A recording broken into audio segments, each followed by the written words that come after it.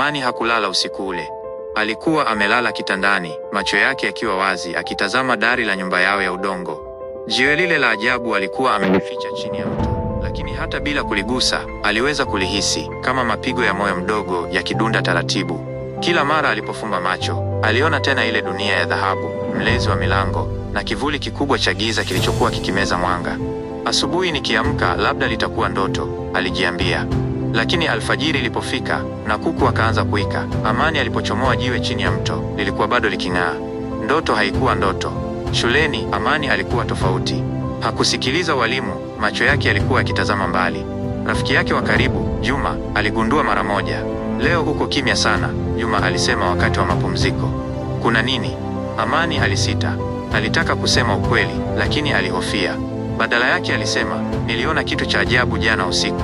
Kabla hajaendelea, ardhi ilitetemeka kidogo.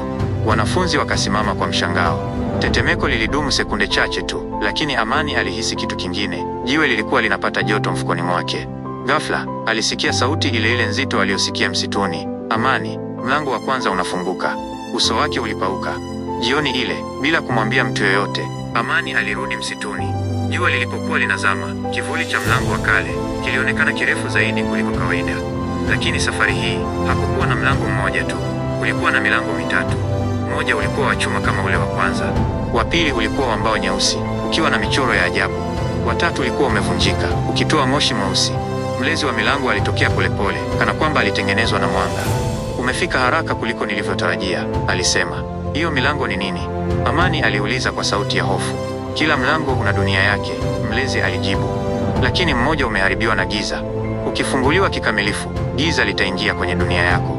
Amani alihisi mikono yake ikitetemeka. Nifanye nini? Mlezi alimtazama kwa makini. Lazima uchague mlango sahihi, ujifunze kutumia nguvu ya jiwe, na umzuie yule aliye nyuma ya kivuli. Kivuli ni nani? Amani aliuliza. Mlezi alinyamaza kwa muda mrefu, kisha akasema kwa sauti nzito. Ni mtu aliyewahi kuchaguliwa kama wewe, lakini alichagua njia ya giza. Ghafla, moshi mweusi ulitoka kwenye mlango uliovunjika. Ardhi ikaanza kupasuka, na sauti ya kucheka kwa kutisha ikasikika kutoka ndani. Amani alirudi nyuma kwa hofu. Jiwe mkononi mwake likang'aa kwa mwanga mkali kuliko wakati wowote.